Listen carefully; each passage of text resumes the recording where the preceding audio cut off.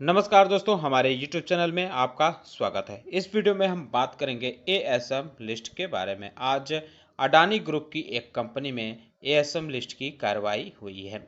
इसके अलावा हम बात करेंगे कि कल बाजार कैसा रह सकता है। कुछ कंपनियों में खबरें हैं। टाटा ग्रुप की एक कंपनी देखने को मिल रही है और भी कई कंपनियां हैं जिनमें अपडेट देखने को मिल रही है।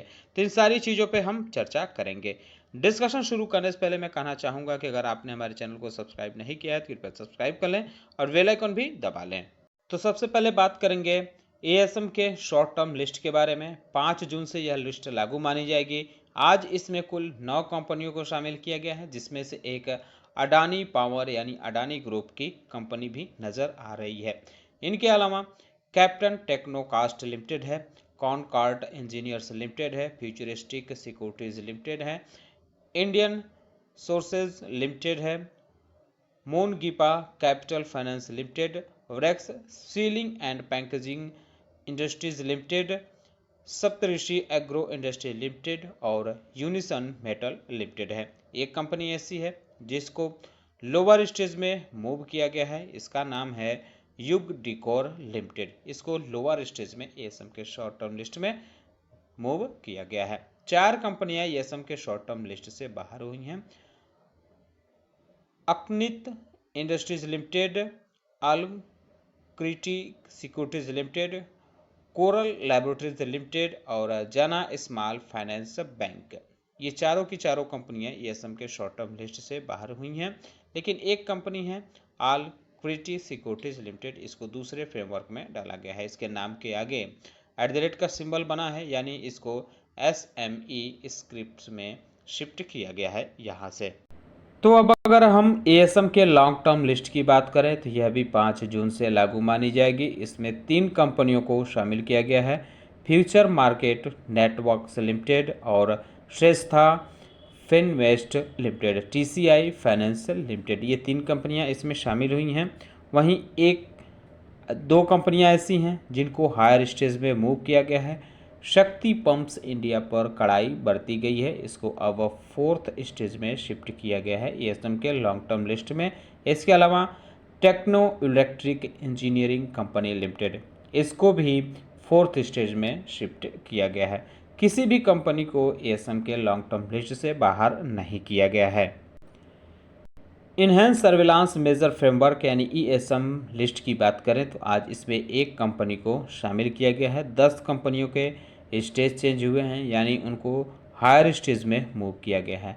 तो जो कंपनी शामिल हुई है उसका नाम है इंडस फाइनेंस लिमिटेड, और जिनके जो स्टेज चेंज हुए हैं, हायर स्टेज में मूव किए गए हैं, यानी जिन पे कड़ाई बरती गई है, उनके नाम हैं InterGlobe Finance Limited, Perfect Octave Media Projects Limited, NB Footwear Limited, Basil Pharma Limited, Duke Offshore Limited और Rishabh Digha Steel Allied Product Limited, Scan Project Limited, SGN Technology Limited, Zee Learn Limited, Space Incubatrics Technology Limited.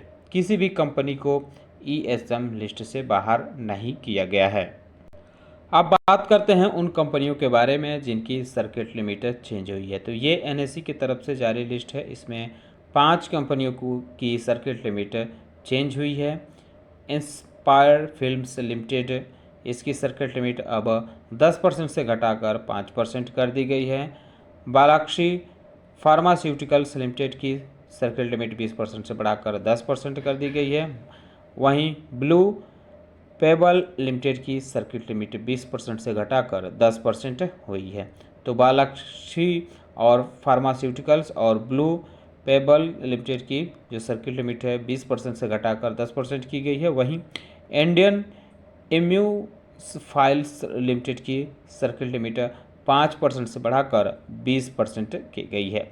Zee learn की 5% से घटाकर 2% circuit limit हुई है। NSE की तरफ से जारी लिस्ट के बारे में बात करें तो इसमें भी ढेर सारी कंपनियां देखने को मिल रही है जिनकी सर्किट लिमिट यानी प्राइस बैंड चेंज किए गए हैं।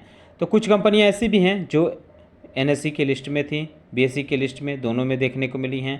BSE की लिस्ट में पहले नंबर पे है एम फोर्स ऑटोटेक लिमिटेड, इसकी सर्किल लिमिट अब 10% कर दी गई है। सुपर बेकर्स इंडिया लिमिटेड की 5% हुई है। Gold coin health foods limited का प्राइस बैंड 5% हुई है। और आरजीएफ कैपिटल मार्केट्स लिमिटेड की 5% हुई है। अल्कोसाइन लिमिटेड की 5% हुई है। फेनलाइज्ड टेक्नोलॉजी लिमिटेड की सर्किल लिमिट 5% हुई है। और वहीं फ्रैंकलाइन इंडस्ट्रीज लिमिटेड की बात करें तो इसकी भी सर्किल लिमिट 5% हुई है। इंटर ग्लोब फाइनेंस लिमिटेड का प्राइस बैंड 2% हुआ है। परफेक्ट ऑक्टोवा मीडिया प्रोजेक्ट का 2% हुआ है। एनबी फुटवेयर लिमिटेड का 2% हुआ है। बेसिल फार्मा लिमिटेड का 2% हुआ है। ड्यूक ऑफशोर लिमिटेड का 2% हुआ है। Rishabh Digha steel and allied product limited की सर्किल लिमिट 2% हुई है। स्कैन प्रोजेक्ट्स की 2% हुई है। एसजीएन टेलीकॉम्स लिमिटेड की 2% हुई है। जिलन की हम बात कर ही चुके हैं, 2% हुई है। स्पेस इंक्यूबैक्ट्रीज लिमिटेड की भी 2% हुई है। तो जो सर्किल लिमिट का एक्शन हुआ है, बदलाव हुआ है, ये 5 जून यानी कल से लागू माना जाएगा। तो आप चाहें तो इनके शेयरों पर नज़र रख सकते हैं।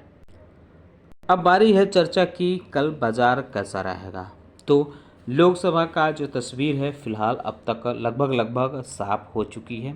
जो बीजेपी है, एनडीए गठबंधन वाली जो बीजेपी है जिसको लीड कर रही है एनडीए गठबंधन को, वो 290 से 300 के बीच में देखने को मिला। अभी पूरी तरह से तस्वीर साफ नहीं हुई है, कुछ सीटों पे अभी मतगणना चल रही है, जो सुबह तक तस्वीर साफ हो जाएगी। इसमें एक चीज़ ये देखने को मिला है कि जो बीजेपी है वो पूर्ण बहुमत के साथ सरकार नहीं बना रही है, अपने अलायंस यानी एनडीए के साथ ही सरकार बनाने की स्थिति में फ़िलहाल देख रही है। तो जो बीजेपी की सीटें हैं वो 272 जो मेजॉरिटी रहती है उससे कम देखने को मिल रही है, 240 के आसपास देखने को मिल रही है। इसके साथ जो मेजर अलायंस पार्टी हैं वो नीतीश कुमार की है जो बिहार के जेडीयू देखने को मिलते हैं, और चंद्रबाबू नायडू हैं जो आंध्र प्रदेश के देखने को मिलते हैं टीडीपी के। तो ये दो पार्टियां हैं जो दो मेजर पार्टी हैं। अगर इन्होंने अपना गठबंधन यानी अपना सपोर्ट बीजेपी से हटाया तो सरकार नहीं बन पाएगी। ऐसी चीज़ें लगभग ये नज़र आ रही हैं। तो जो बीजेपी की सरकार है कम बैक की, उसमें अभी संकट के बादल मंडरा रहे हैं। तो इस चीज़ को ध्यान में रखकर कल आप अभी रात में तमाम घटनाएं पॉलिटिकल हो सकती हैं, इस सारी चीज़ों को ध्यान में रखकर ही आप कल की अपनी योजना बना सकते हैं। वैसे भी आज बीजेपी को जो भी नुकसान हुआ है पॉलिटिकली, उसकी वजह से जो है बाज़ार में भयंकर गिरावट देखने को मिली। जो बीएसई पे लिस्टेड कंपनियां रही हैं उनको 30 लाख करोड़ रुपए का लॉस हुआ है मार्केट कैपिटलाइजेशन का। पीएसयू जो शेयर हैं और अडानी ग्रुप के जो स्टॉक हैं वो काफ़ी उन लोगों का योगदान रहा है बाज़ार के गिरावट में। हालांकि जो निफ्टी गिफ्ट की अगर बात करें तो इसकी हरियाली में आज ये देखने को मिली है, बाज़ार बंद होने के बाद जो है कुछ चीज़ें तस्वीरें साफ़ हो गई हैं। उसके बाद जो प्रधानमंत्री हैं उन्होंने अपना भाषण दिया है, उनके ट्वीट आए हैं। इसके बाद निफ्टी गिफ्ट में हरियाली देखने को मिली है। बाजार में भयंकर गिरावट रही थी। निफ्टी 50 में 6% के आसपास की गिरावट रही थी। सेंसेक्स में भी 6% के आसपास थी। निफ्टी बैंक में सबसे ज़्यादा 8% के आसपास की गिरावट थी। हालांकि निफ्टी आईटी में मामूली गिरावट आधा % के आसपास रही थी। स्मॉल कैप मीडियम कैप में ठीक ठाक गिरावट रही थी, 6.25% के आसपास। बाज़ार में इस गिरावट का असर अगर देखें तो अमेरिकी बाज़ार पर भी देखने को मिला है शुरुआती दौर में। हालांकि डाउ जोन्स अब थोड़ी हरियाली में देखने को मिल रहा है। सिचुएशन कल सुबह तक इसका चेंज हो सकता है। S&P 500 में भी गिरावट देखने को मिल रही है, नेस्डेक में भी गिरावट देखने को मिल रही है और रसल में भी गिरावट देखने को मिल रही है। तो इन सारी चीज़ों को एक बार सुबह ग्लोबल मार्केट देख लें और साथ ही साथ क्या खबरें पॉलिटिकल घटना क्या हुई है, इस सारी चीज़ों पर नज़र रखने के बाद एक बार अपडेट होने के बाद ही बाज़ार में कोई आप रणनीति बना सकते हैं। अब कुछ कंपनियों में खबरों की बात करें तो टाटा मोटर्स में एक खबर देखने को मिल रही है। जो टाटा मोटर्स फाइनेंस का बोर्ड है और उसकी जो स्टेप डाउन सब्सिडरी कंपनी देखने को मिलती है टाटा कैपिटल, इन दोनों में मीटिंग हुई है और अप्रूवल दोनों के बोर्ड ने दे दिया है कि जो टाटा मोटर्स फाइनेंस है वो टाटा कैपिटल में अब मर्ज होगा। इसके लिए अप्रूवल मिल गया है। आपको बता दें कि जो टाटा मोटर्स फाइनेंस में जो भी रहेगा उसका टाटा मोटर्स का जो है 4.7% स्टेक देखने को मिलेगा। हालांकि अभी इसका लिए अप्रूवल सेबी, आरबीआई, एनसीएलटी से अप्रूवल मिलेगा, उसके बाद ही होगा और इसमें 9 से 12 महीने लग जाएंगे। इसके अलावा आप चाहे तो विप्रो पे भी नज़र रख सकते हैं। इसने एक पार्टनरशिप किया है जेस कॉलर के साथ और इसके साथ अब क्या करेगी ये company, Wipro cyber x ray AI assist platform तैयार करेगी। तो इसके लिए इस कंपनी ने ये पार्टनरशिप किया है। आप चाहे तो इस पर नज़र रख सकते हैं। वोडाफोन आइडिया की बात करें तो CARE ने इसको रेटिंग इसकी रिवाइज की है। पहले इसने CARE B+ की रेटिंग दी थी, अब इसको बढ़ाकर उसने CARE BB+ की रेटिंग कर दी है, जो रिवाइज्ड रेटिंग देखने को मिल रही है। तो आप चाहें तो इस पे भी नज़र रख सकते हैं। उम्मीद करता हूं कि आपको हमारा वीडियो पसंद आया होगा। कैसा लगा है बताना न भूलें। साथ ही साथ हमारे चैनल को सब्सक्राइब कर ले, बेल आइकन दबा ले। वीडियो देखने के लिए बहुत बहुत धन्यवाद।